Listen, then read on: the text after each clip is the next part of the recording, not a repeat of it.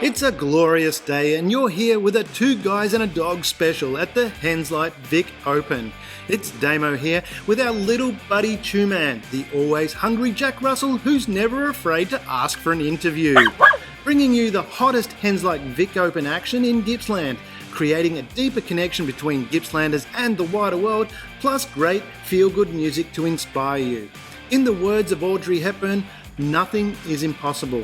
The word itself says, I'm possible. Hello, it's Damo here from Two Guys and a Dog on 104.7 Gippsland FM, and I'm here at the Tarrogin Bowling Club with Jim Whitehead, the events manager of Bowls Vic. G'day Jim, how are you? Going all right, mate, yourself? Yeah, fantastic. Having a great time, and what a great event that you guys have brought down to here to Gippsland. Yeah, it's amazing.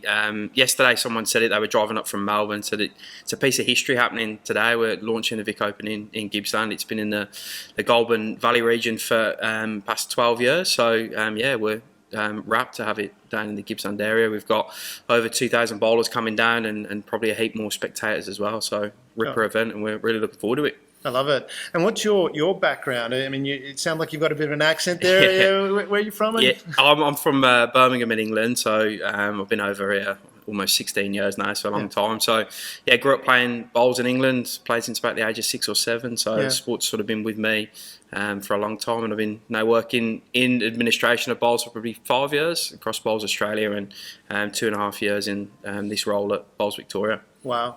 And so playing bowls at the age of 6, would you been able to lift one of those things? Are heavy. Yeah, they are. We started off with the pretty small ones. No, it was good fun. It's good character building as well. Over in England, it's a big banter sort of thing. So you get pushed by some of the older blokes pretty early to lift your game and that sort of stuff. So yeah, it was a good learning curve for me for sure. What was that like? I mean, how did you get involved? Did your dad play or granddad play, or how did you get involved? Yeah, so my dad played. His older brother played over there, and yeah, it sort of just became a family thing. I'm the oldest of 4, and all 4 of us played.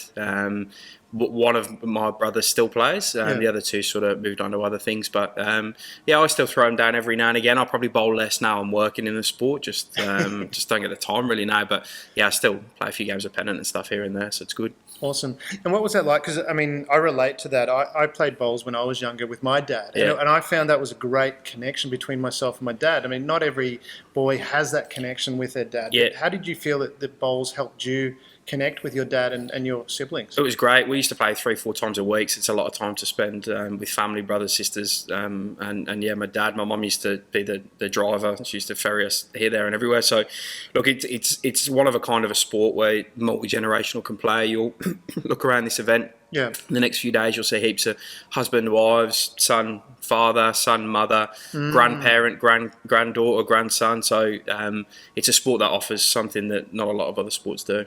Yeah, because, I mean, that's what we really need a lot more of now, I think, with social media and that, and not dissing technology. I like my technology, but sometimes you feel it's a little bit impersonal, whereas from what sounds like what you're experiencing was a really close connection with your family. Yeah, 100%. That's what it was. We spent almost, I mean, you would spend most evenings together as a family anyway, but we're not on the Xbox or PlayStation upstairs sort of thing. We're out playing, watching each other, supporting each other, so you get that sense of family and bond quite early. So that was great, and I attribute a lot of who I am as a person to growing up around the sport of bowls. So yeah, hopefully it's a good version of a human being, which I think I am. So but yeah, well, you seem really approachable, so which is great. But from that perspective, I mean, and I really liked that you went there and talked about that, because I said, from my experience, I had the same thing with my dad. I had this great connection where we were playing bowls, but not only that, I found that the other people that I was playing with as well were very supportive, very encouraging. Did you have that experience as well? Yeah, 100%. Like, people used to, where my parents couldn't take us to a game, or we were going too far away, they would step in and take us as well. So I have a memory of probably one of the best players in the region I played in. He used to play in the top side. I was in the second side as about a 12, 13-year-old, and we used to come back from an away game if they'd played at home, and he was there waiting for me with like a can of Coke ready to go, and he said, right, let's go play a game. So I'd play another game against him, but it took me probably 4 or 5 years to beat him, or even get close to beating him. But just having someone who I used to look up to, was so good, just just willing to take me on the green, teach me all the sort of tips and tricks he had to make him such a good player is phenomenal. And look, at something we see almost every day. We've got Matty Flapper playing in this competition. He's played over 400 games for Victoria. He's played for Australia. He's one of the superstars of the sport. Yeah. We ran a competition for a mixed pairs entry for a female to win a chance to play with him. So today he's playing with Dusty Taylor-Owen down at Newborough. She's 17 years of age and she gets this opportunity to play with a legend. So it's great. That's awesome. You just don't get that in other sports, so it's good. How do you think that helped your development as a young man? Developing confidence to get out there and give things a go, having those people that encourage you. How do you think that helped? I've never been short of confidence, to be honest. It's sort of one thing I was blessed with. Well, playing bowls when you're 6, of course, you're going to develop that early. Yeah, no, look, it probably developed my sense of humour more than it did anything else. Like I'd sort of just grown up around not taking things too serious, not taking sport too serious, just enjoying it for what it is. And yes, being competitive and trying to win, but winning not being the be all and end all. And I kind of guess a combination of that and supporting a really bad soccer team in England. Like I got used to losing, losing certain games. So do you want to mention the team? Yeah, Birmingham City. We're battling. We've been battling for a while. So we just sort of get that well-roundedness. Like yes, you're playing to win, but you also recognise that you can't win all the time and taking them losses. And that translates through to life pretty well. You can't win everything you go for. So, just trying to remain pretty even and steady is sort of what that taught me. Yeah, so from that perspective, you found that those people were giving you that, like when you lose, it's okay, just get up and give it another go. Did that help develop as well? Yeah, 100%. So the format of bowls I play in England was very singles heavy as opposed to... It's kind of different here. We played singles games within a team. You'd add all your scores together for an overall win. So the games are quite quick. You're over in like an hour and a half. You'd play a game and then there'd be a game the very next day. So quite quickly you could just move on from a very good win or a very good loss. So even having them good wins, you want to be grounded with them as well. You're not going to beat everyone to 21-0 or 21-1. So we tried to, it sort of did remain grounded. And that's the people around me did that as well. Like I grew up playing representative bowls, played for the county side under 18, but they never let you get too big for your boots, sort of thing. So that was just quite good. They build you up, but they make sure you don't go too ego with it as well. Yeah, so you had a nice balance of building up the confidence, but also being respectful of that confidence, kind of like Spider-Man. Great power, but pretty much that. Yeah, it's pretty similar to that. Like, you don't want to over celebrate. You do want to celebrate your wins, but you don't want to go too far with it because there's someone around the corner that's better than you, or bigger and stronger, and they'll catch up with you eventually. So, it's a good rounding experience. It's a very good sport for that, and it's a game that involves a little bit of luck, some would say. So obviously you can't have the luck on your side all the time. So you are going to lose games. There's no way you can win every single game. So it's good in teaching that sort of stuff. Awesome. And an area that I work in as well is I have a separate podcast where we're trying to find a framework for what is manly, because there's young men out there and even older men that have kind of lost their way a little bit. How do you think playing bowls helped you, because you're quite a confident guy, you seem like you're sure of who you are. How do you think bowls helped you develop that as well? That's a good question. I think it sort of it allowed me to push boundaries a little bit, especially there's probably a little bit more wit and banter and humour in the game over in England, so it kind of let me push the boundaries there. But as I sort of mentioned, with winning and losing, there was always someone that was a little bit smarter than you or a little bit quicker. And obviously growing up young, you were around people that have been doing it for a lot longer than you. So I think it kind of just put me within a pecking order, just knowing that I was never going to be, I was never always number one. I might have a funny joke here and there, but someone was always going to come over the top of me and go something better. So in terms of me finding myself, it kind of gave me that confidence to know that I could give and take that sort of style of humour. And I've got an 11-year-old and we have a fair bit of banter between us. I'm sort of raising him in that way. And one thing he always says is, never go, Dad, is what he says, because he'll always comes back and gets you worse. So it's kind of, he's instilling that on him. And I think it's a good framework to work by. You'd never get too big for your boots that way or too far ahead of yourself. So as a dad, I'm a dad myself. I've got a 14-year-old. Yeah. And I find that there's a connection there, and I'm trying to learn a lot from my own dad, which I had some great memories and time that we still do. He's still alive, so I shouldn't start talking about. But from that side of things, how do you think playing bowls and the relationships you developed and how you developed playing bowls helped you as a dad as well. Yeah, look, there were a lot of great men in my life growing up, like my dad included, and good role models. So I think growing up around that, you get a feeling for like what's right or wrong and where the line is, sort of thing. Yeah. And I think that's sort of what I've learned from them, and I try and instill that with my little one, Lenny. He's a sports nut. Like, unfortunately, he doesn't really play bowls. He's sort of too soccer, cricket focused, and I don't want to take that away from him. Bowls will be there for the rest of his life, sort of thing. So he pushes that's it. They're his own sports that he wants to pursue. So more than happy to push him in or let him go in the direction he wants to go in. So I think, just being around good men and people that show you the right way to sort of be a man in that way, and be respectful to others. I mean, I grew up in a version of bowls that was fully open. There was no gender specific requirements anywhere. My sister, she's a few years younger than me, she was the first girl to represent the county when they made that open selection criteria as well. So growing up in that environment helps you get a good respect for how you really should be as a human being. Yeah, so it's a combination of not just, being a good male, but also respecting gender equality as well. Is that what you? Yeah, 100%. And growing up, my sister was pushing boundaries back then as a young girl playing the sport as well. And look, she was a very good sports girl across the other sports she played, soccer and that sort of stuff. So seeing her do that and grow in that, you have to have respect for that sort of stuff. I've never grown up with bowls being a male dominated sport. It's always been very equal and open, so that sets a bit of a good path for life, I think. Yeah, I love that.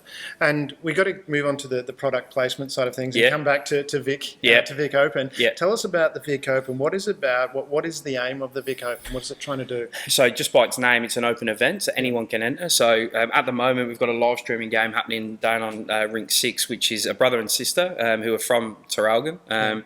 He's a pretty handy player, Damien, but his sister, Eilish, she's only playing her 5th game of bowls. Oh, wow. So she's brand new. She's entered just for some experience and some fun. And then on the other end of the coin, mentioned earlier, we got Matty Flapper, who's represented Australia, represented Victoria. He's a legend status of the game. So I guess the aim of it is to bring everyone together for a celebration of bowls, and anyone can play against anyone, which is what we all want. We all want to experience new things as well. Like, that's why bringing it down to Gippsland's been fantastic, because I would hedge my bets and say about 60% of the participants have probably never played down here before. It probably wasn't a destination for bowls as such, even though you got some fantastic facilities like Traralgon and Morwell. So for us, one of the big aims of bringing it down here was to expose this part of Victoria to the rest of Victoria in terms of its bowls clubs and the people down here, and what Gippsland can offer as a whole outside of bowls as well. So it sounds like the Vic Open is about bringing people together from a diverse range of experiences, backgrounds. Is that fair to say? 100%, yeah. They're literally just a celebration of bowls. So we've got participants coming over from America playing in this. We've got people from Queensland, New South Wales, some from South Australia as well. So it's the second biggest bowls event in the country. Pretty big prize pool to sort of bring people in as well. But I think essentially, if you look around this evening at 7 p.m, the games will finish about 5 p.m. So say 7 p.m, when everyone's gone home, showered and come back, you'll just see people mingling with one another. Like, and it's great to see. It's such a good sport for that, where people just, like, they would have played against each other, met each other the first time today, but there they are tonight, sharing a meal, sharing a drink, whatever. So we're just happy to facilitate that and bring some amazing bowls. We've got 36 live stream games to bring in the next 10 days. So just promoting the sport in that way, the modern side of things, live streaming on Facebook and YouTube and stuff. So it's all positive for us. I love that. And how do people find out more about the Vic Open? Is it just that this one time of the year, or do you have other events throughout the year? So this one is it's shifted from November. We used to host it in the Goulburn Valley region in November time. We shifted it to March, which almost March-April, which crowns the end of the season, our regular pennant season in Victoria. It'll be once a year, so it'll be March-April each year, pretty much depending on when Easter falls. And we've got 21 host clubs currently. We might extend that if entries go up in the coming years. So it's always going to be March, April time in the year. Awesome. And how do they get in contact with you? It's the website, thevicopen.org.au, if I got it right. Yeah. Do I pass a test? I think it's .com.au, but it might Is be it? .org. Okay. You might be .org. You might know more than me. Yeah, our Facebook page, stay up to date with that sort of stuff as well. So we'll probably open entries for next year, hazard in a guess, like middle of the year, maybe like August time.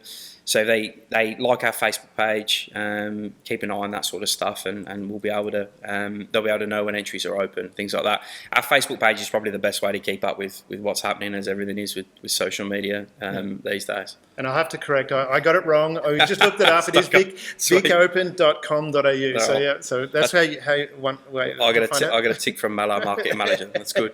Exactly. You're not going to get fired this week. It's good. That's good. No, Jim, it's been such a pleasure having you on the Two Dogs special about the Vic Open. Thank you for making the time. It's been a great pleasure. No stress. Look, thanks for helping us promote this event. We want to see as many non-bowlers down here watching as possible. We've tried to give the event a bit of a footprint in Gippsland. So yeah, get down to the local club and watch some pretty good action happening. Awesome. And yeah, we look forward to supporting it at Gippsland FM each of the years going forward as well. Perfect. Thanks, mate. Appreciate it. And you're back here at the Henslite Vic Open. We're at Traralgon Club, and I'm with Chris Faulkner, who's the National Business Development Manager of Henslite. Now, you guys are the major sponsor of this event, isn't that right? That is very true, yeah, and thanks for having me on to talk about it, yep. Yeah, no, it's a great pleasure to have you on. From what I've seen, there's so much excitement happening around here. There was so much buzz leading up to it, and to have so many people connect from around Australia and around the world. You've got entrants from around the world, is that right? Yeah, that is true, yeah. I believe there's people playing there from America, from Tasmania, Queensland, yeah, so people have travelled a long way to come. Yeah, so and from that experience of bowls, do you want to take us back a little bit? You might remember this. There's this very famous car. It was a silver car. It was a DeLorean. Doc Brown invented it. And when you jumped in it, hit 88 miles an hour. You could travel through time. I do remember that. Part of my childhood, yeah. Exactly. Do you want to jump in that? Let's hit 88 miles an hour and take us back to your first experience in bowls. How did you get involved with bowls? Okay, so like a lot of people who play bowls, I went to the local club with my mum and dad who played. Yeah. I had an uncle who played, my granddad played, yeah. And then my sister started playing as well, who unfortunately didn't play in the end. But yeah, so I carried on. I got hooked. I played for the county. I've won titles in England, which I'm very proud of. Yeah. So yeah, that's how most people get involved with the game. Just by going onto the clubs, they sort of, when the parents are having a drink in the bar, yeah, sort of running around on the green and throwing bowls hopefully around like a hooligan. Off, yeah. Yeah, so then you sort of naturally take it a bit more serious as you get older. Yeah. Yeah, that's how it works. How really. old were you when you started playing? I was roughly about 11. 11? Yeah. And this is the ironic thing I find, because I played bowls when I was young as well, and it's always seen as an old person sport, but that's not correct, is it? All the really good players are quite young. Is that fair to say? That's very true, very true. You'll find that the grassroots of the game are probably of the older generation, but if you start looking at the world events like the Commonwealth Games, World Bowls, you've probably got an average age of maybe 30 of the top players in the world. And that's not even close to midlife now. No, it's not. It's not. So yeah, it has changed quite a lot. Yeah. And from these events like the Vic Open, which we're very proud to sponsor, it's encouraging the young people to come and play. So we encourage everyone to go to the club, take your kids along, have a look, and just get involved. So how does, from your perspective, you started playing when you were 11. Did you continue to play all the way through, or did you have a break, or? Yep, so I carried on playing. I played a lot of other sports when I was young, like cricket and football. Well, soccer, sorry. Yeah. So, yeah, I'm learning that. So, I played all of the sports. And you haven't been here long, have you? No, I haven't. 15 months. And I watched my really? first game of AFL last night, which was, that was a lesson. So,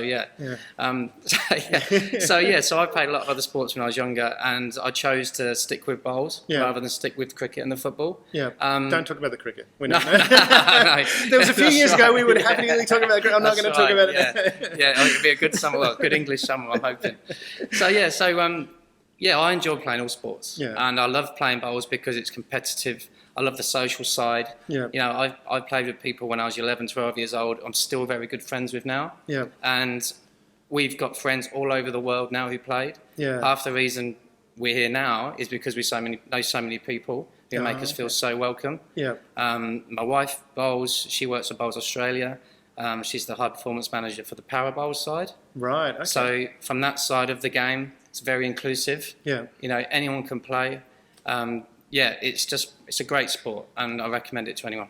So how, from that perspective, you just mentioned, because you've been in Australia 15 months, Yeah. if I heard that correctly. Yeah.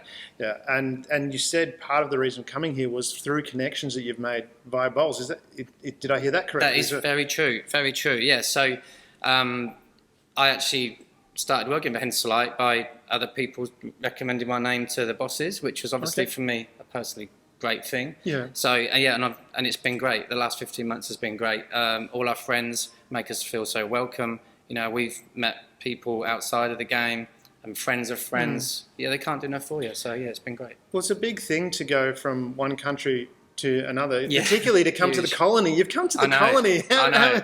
Yeah, so you've left the head monarchy, and you've come down to the colony. That's right. And that's a half a world away. Like, you're literally on.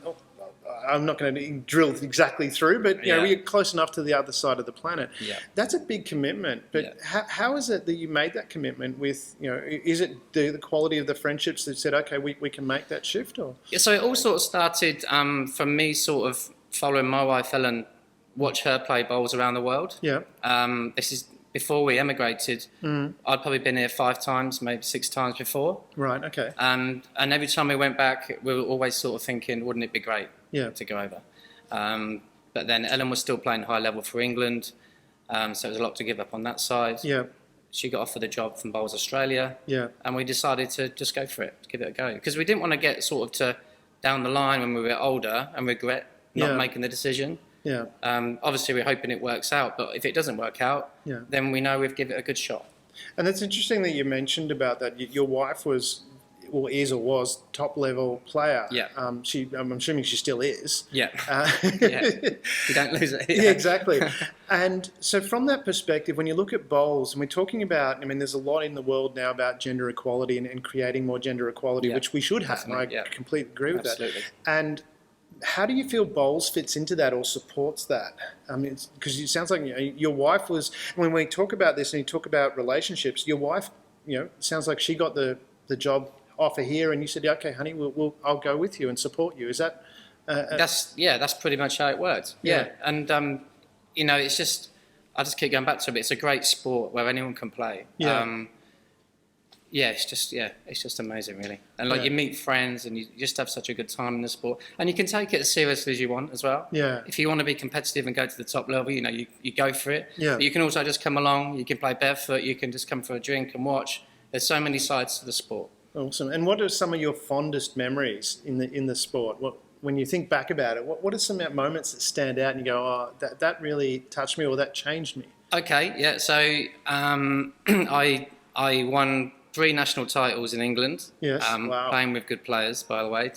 So I'll give them the credit rather than myself. But that, for me, in my personal game, that was amazing. Never something I never thought I would be able to do. Yeah. The names in the sport, people like Greg Harlow, Nicky Brett, are huge names in the bowls game. Yeah. I was privileged to play with them. Wow. So, and then from a watching point of view, watching my wife Helen win 3 gold medals at Commonwealth Games. Wow. And a bronze. So yeah, I never thought I'd be involved in that and travel the world because of bowls. So it just shows you what possibilities there are out there just by being involved in the game. How did that Just a chance meeting of like me and Ellen, me playing against each other, turned into 20 years down the line. So you were you playing together or against each other? We played against each other. Who won? Yeah. Who won that first game? Well, in bowls terms, we were winning by 5 on the last end. Yeah. So sorry, they were winning by 5 on the last end, and we got a 6 to win by 1. Oh wow! So yeah, I just bring that up in conversation and every now and again, just to remind her.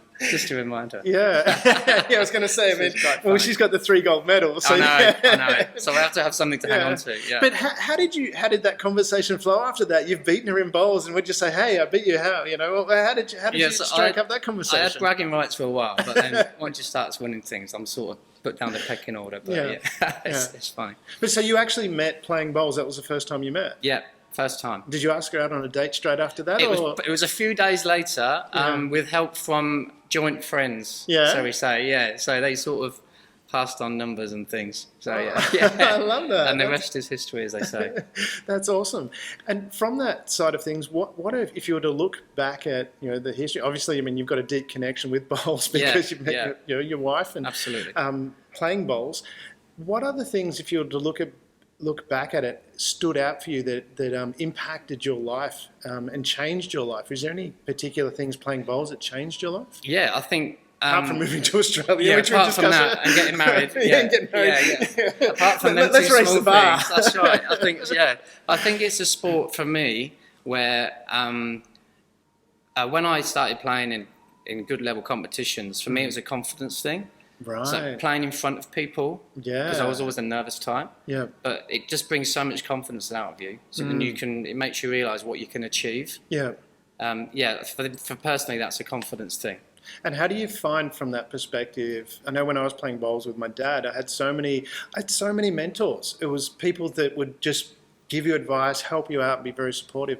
How do you think that environment helped you with that confidence? Was that really critical, or was it? Do you think it impacted a lot? Yeah, I did. Yeah, I had a lot of people who I looked up to, and still look up to now, who are still playing. Wow. So friends at home who are great bowlers, and I feel it's sort of a privilege to be friends with them, really, and they encouraged me to carry on. Yeah, it's just it all rolls into one, really. Yeah. And to put you on the spot, what was one of the funniest moments or one of the weirdest moments that you've experienced playing bowls? Oh wow. Oh blimey. No, you have put me on the spot. I'm trying to think. There's been so many. There was probably funny moments, but I had a drink and I can't remember them. Fair enough. We'll leave that. If something pops in your head as we're talking, feel free to jump in with that. But now let's move on to your role at Henslite. Now, Henslite, before we get to that, actually, one question I want to ask, and this is a serious question. Are bowlers really biased? The bowlers will get that question. I'd have to say, yes, I like it. I like what you've done there. I'd have to say no. Yeah. With a caveat of saying maybe some. Without naming names. I love it. I love it. That's awesome. Yeah. Okay, so let's move on to Henslite. We've got to do the product placement here. Absolutely. Now, you've got the role at Henslite. Talk us a bit about what Henslite do, and I know they provide bowls, but give us a bit more experience about what their aim is with bowls as well. Okay. Yep. So Henslite are a 100-year-old company. Wow. So there's a lot of history in the sport. They're one of the biggest, well, if not the biggest supplier of bowls equipment in the world. Right. Okay. Including bowls, bowls equipment, bags, shoes, accessories. We do the club equipment, scoreboards, the mats, the jacks. Yeah. We've got sponsored players on the books, top level players that we encourage, obviously, to help us out with social media and get other people playing bowls to promote our products. Yes. Okay. And for this event specifically, it gives us a chance as the main sponsor to come to the event with a pop-up shop, bring our products, showcase our new products, which we had bags which come in last week, for example, and just to take the products to the people. Obviously, it's an online world at the minute, so by taking the product to the people so they can physically see it, it's a great opportunity for us to sell. It sounds like similar, drawing from the Apple model, where you've got this really fancy, because I've seen the setup you got there. It's pretty fancy. It looks really good. Looks good. Like a big day yesterday setting up, but it was good. You must have gone through it. I didn't think through that, but you must have gone through a bit of effort setting it up, because it's just pretty flash. Yeah. And people can also buy things online, because that's where e-commerce, or commerce, a lot of commerce happens now. But to have that physical presence there is, it seems to be create that extra connection to people. Do you find that as well? Yes, definitely, absolutely, 100%, because it gives us opportunity to meet the people face to face. So buying online is obviously great in this new world, but I think the whole face to face selling is still there in the market. Definitely. And the demographic who come to watch the bowls club and things, they're still used to seeing, and touching and feeling products. So that's how we see it. It's a great opportunity for us. And what about the technology behind the bowls? I mean, when you look at that, do you see in the future like little tracking devices in there as you're rolling them down, or anything like that? Actually, I was in England actually, and someone suggested that who doesn't play bowls. So so that you never know. Yeah, you could have like a remote control in your pocket, maybe. I don't know. Exactly. Sometimes change I wish the bias a little bit. I'm not so biased today, but tomorrow I will be. So you can see it wobbling down the green a bit. But like with the bowls, it's always moving forward. We've got new colours coming out. Like we released we call them duos. So the bowls are half and half, two different colours. Cool. So yesterday we released a peacock duo. Oh wow! So if you jump onto henslite.com, you can see the products on the site. Yeah. And also we're doing a $50 off a set of bowls for the duration of the event. Oh, okay, beautiful. both online and at the event. And so they can just come down and get that bonus there, or how do they do that online? So it's henslite.com.au or just .com? So it's .com, sorry. Yeah, just checking. And if you go onto the website and see the advertise on the Vic Open, you'll be able to see the code. Okay, and just grab the code, put it in, and get your discount. That's it. I love that. Yeah. Look, Chris, it's been so fantastic having you on the show. Really enjoyed it. Is there one last thing? I'm going to throw this one out to you as well. What's for someone wanting to play bowls? What's your nugget of wisdom that you would give them to say if they're on the borderline? What would you say to say, hey, look, this is something to do? I would just say go for it. Just don't feel like pressured into going to the club, because everyone's so welcoming. They'll do their best to help you out and play. If you go to a club, they're 99 times out of 100 have equipment there for you, so you haven't got to worry about paying a lot of money out to start. Yeah. They'll give you trial bowls for a few weeks to try them, hopefully Henslite ones, so then you'll go and buy Henslite in the end, obviously. But yeah, it's just go for it, I would say. It's a great game to be involved with. A lot of people who pick the game up later on in their life, they often say, I wish I'd played this a long while ago. Yeah. So that's what I would say, so yeah. I love that. Chris, thank you very much for being on the show, Two Guys and a Dog. No problem. And we look forward to catching up with you in the future. Thank you very much for having me. Hello again, it's Damo here from Two Guys and a Dog on 104.7 Gippsland FM, and we're still here at the Vic Open, and we've got Andrew Hogues here. Andrew is the General Manager of Commercial Operations for the Vic Open. Welcome, Andrew. Hello, great to be here. Thank you very much for having me. Oh, it's a pleasure, and you've created such a wonderful event here. I mean, I've been running around looking at it, and people are so excited in the bowls, and you don't normally associate bowls with being excited, but I've seen so many smiles, so many people really excited. What was it from your perspective? How do you feel about the event? What does it mean to you? Oh, look, it's incredible. It's the first year the event has been here in Latrobe Valley. After 10 years being in Shepparton, we've signed a landmark agreement with Latrobe City Council, so we're here for the next 5 years. And just to be a part of that, and 21 venues across the whole region were being used now, 1,800 bowlers, their friends and family, bringing an incredible economic impact into the region, and it's just great to be a part of it. Yeah, no, that's fantastic what you've done here, and I'm really excited for the next 5 years here in Gippsland, because it's such a wonderful event, and bowls is such a connection between people. Do you want to jump in? We've got the, you might remember this, I'm sure you will. There was a car, it's a very famous car, it's silver. Doc Brown invented it. It's a DeLorean. If you hit 88 miles an hour, if it's from Back to the Future, and if you hit 88 miles an hour, you can travel through time. So do you want to jump in that? We'll go back in time. When did you first get involved with bowls? Well, I've been involved now for 2 years. As I said, you said from the outset, I'm the General Manager of Commercial Operations. Been in sport, working in sport myself for about 20 years. Yeah, wow. Across different fields and different industries, from the AFL to cycling more recently, and as I said, the last 2 years now at bowls. And as I said earlier, it is really a strong sense of community and real social capital that is really involved in bowls events like these and like the Vic Open. And it's really important that coming off the back of COVID, that these sort of events are allowed to exist and be facilitated. Yeah, that's wonderful, because what I've understand, what I've seen out with the Vic Open is there's a broad range of competition that's here. You've got experts, and there's some people out there that I saw playing, it's like their fifth game of bowls, but they're playing with people that are highly experienced.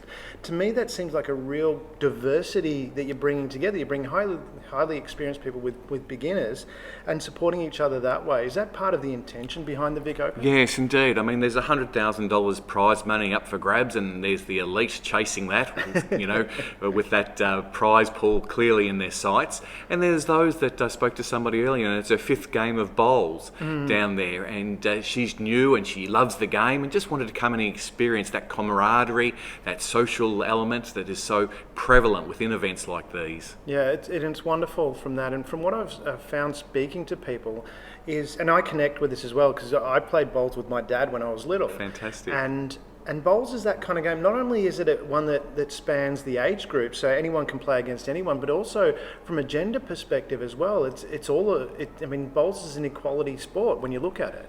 And do you find that brings a lot more people together? Yes, indeed. We see now the generations like yourself of picking up bowls.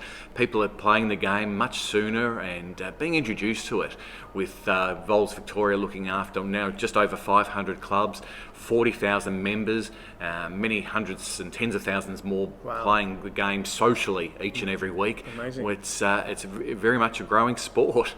Yeah, and from that perspective, I understand this event, it attracts, there's over 2,000 entrants, is that right? That's right, just close to 2,000 entrants over the 7 different categories, and for the very first time ever, we're having the juniors, the mixed under-18s junior competition, which will be held again in the final at Morwell. So that's a first for Gippsland. You've got under-18 juniors. Yes, never before. Yeah, let's go. We're going to rock.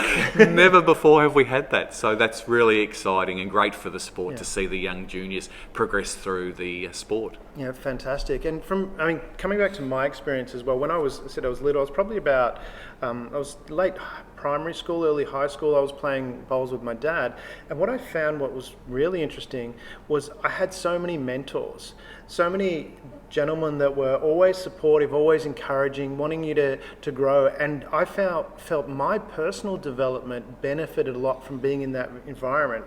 Is that something? I would imagine that Bowls Victoria encourages as well. Yeah, and you get that sense of feeling going out from the clubs and events like this. There's a real sense of altruism amongst people and those that have been playing the game for a long period of time. Real connection and real sense of wanting to help the junior players progress and come through and learn as much as they can. And the sport's widely recognised for having that real openness and strong, connection. Yeah, that's wonderful. And there's also a number of supporting charities that connect as well. And I was told about the Bowls Great for Your Brain charity, where they get together and what it is it's supported to help veterans that might have had some trauma to come out and connect with people that are playing bowls, and from that it's actually helped people with their mental health. From that perspective of Bowls Vic, is that something, again, when you look at it, when you look at bowls, it's a sport that really anyone can enjoy, but it also that camaraderie, the connection that we have. Do you feel that that's a real benefit to society of people getting out playing bowls because it's good for your mental health? Yeah, and that's really important to us too. At Bowls Victoria, we've got a long-standing partnership with PanCare to look after pancreatic cancer, and they'll be involved in this event to a certain extent again, as they did in the previous years at Shepparton, and it's really important for us to have that to be able to give back to the community.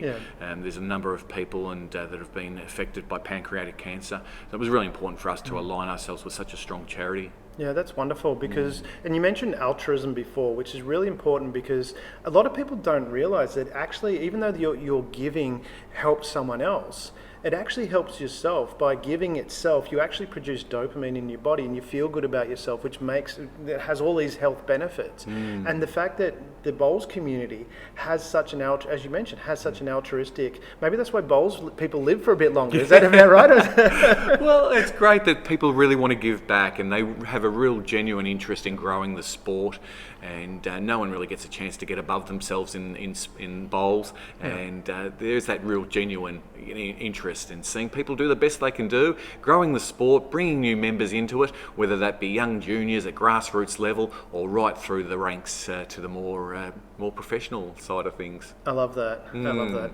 It's so important to give back, and it's wonderful in the community that we do have so many people in the bowls environment with that altruistic attitude and wanting to give back. Now, I have to ask this, and this is going to be a very, very serious question. He says, slightly tongue-in-cheek. Is it true? I heard a rumour, but is it true that bowlers are a little bit biased? A little bit biased. So, a bit of play. Yeah. Okay. Sorry, I had to throw that in there. But for the bowlers out there, for the people out there that are wanting to get involved in events like the Vic Open, how do they do that? Look, I'd suggest they reach out to their local club. We've had a number of people I've been talking to this morning already, just expressing some interest that they're playing other sports, that came along and had a look today as a spectator. Reach out to your local club. More often than not, these clubs are offering free coaching and a great pathway to get involved. You don't have to be professional at the elite levels. You can be a lousy bowler like me and go along and have some fun on a Friday night, social bowls, and then get introduced to the sport that way. So lots and lots of different options, numerous different programs to get involved in, and I'd certainly recommend it as a great sport, very social, and you certainly will get addicted to it. Fantastic. And now, because you just opened that door, so I'm going to have to go there. You mentioned being a lousy bowler. What's one of the most ridiculous, you're going to have to be self-deprecating here, what's one of the most ridiculous things that you've done on the bowls green? Well, yeah, most of my staff, in fact all of the staff at Bowls Victoria will tell you that I'm an absolutely lousy bowler. So I don't trouble the scorers too often, or challenge the elite, that's for sure. So, but it is a good game, and I can see how it is very addictive. That one good bowl keeps you coming back. Fantastic. Andrew, it's been such a pleasure having you on Two Guys and a Dog on Gippsland FM. Keep up the great work. We look forward to hearing about the Vic Open in the coming years and supporting that as we go forward. Fantastic, Damon. Thanks. Great to meet you, and thank you so much for all your support. Hello, it's Damo here from Two Guys and a Dog, and we're back speaking with Chris from Henslite, and we're going to talk about the Bowls Great for Brains charity. Do you want to explain a little bit about that? What does that mean? I'm thinking zombies here, but I think I'm way off track. Do you want to? Quite the opposite, yeah, quite the opposite. So basically, Bowls Great for Brains is a up-and-coming charity that Henslite have partnered with. Yeah. In fact, the Henslite chairman Ian Patterson is on the board. Yeah. So it basically targets ex-servicemen Okay. who are suffering with mental health. Right. And it encourages them to get out, play bowls, socialise, and start to mix with people. Yeah. Just to give them some confidence to get out there. Okay, so and this is it's a focus on mental health and helping ex-servicemen that might have have a bit of trauma to get out and connect with people. Is that the aim of? That's exactly what it is. Yeah. Yeah. I've met a few of the guys who have got amazing stories. Yeah. And do you want to share a couple of those? Or? well, yeah, one of the guys, I won't name names obviously, but he said to me bowls literally saved his life. Yeah. Wow. Obviously in a bad place. Yeah. Got into bowls and saved his life, which is incredible, really. Wow. And so how do people find out about Bowls Great for Brains and how do they get involved? Yeah, so Bowls Great for Brains are now spreading all around the country. Mm-hmm. They've got bases at clubs. Yep. Placed all around the country also, obviously. And you can go along to them clubs, meet the people. I think they hold monthly get-togethers. Right, okay. So you can just go along, be part of the team. You get a T-shirt, which is great design T-shirt. Yeah. With the Forces designs. And it's just brilliant. So you just Google Bowls Great for Brains or contact Henslite and we'll point you in the right direction. Fantastic. Thanks for being on the show again, Chris, and sharing this wonderful charity of Bowls Great for Brains. Not for zombies, great for the service people that might need a bit of help moving forward. And as you said, it has actually saved some people's lives. Yeah, that's brilliant. Yeah, I appreciate your time also to promote it. This has been Damo on Two Guys and a Dog, 104.7 Gippsland FM, bringing you a Henslite Vic Open special. Chewy has been blown away by the inspiration and excitement shared with us. Continue to tune in to 104.7 Gippsland FM for more great, awesome fun and community connection here at the Henslite Vic Open.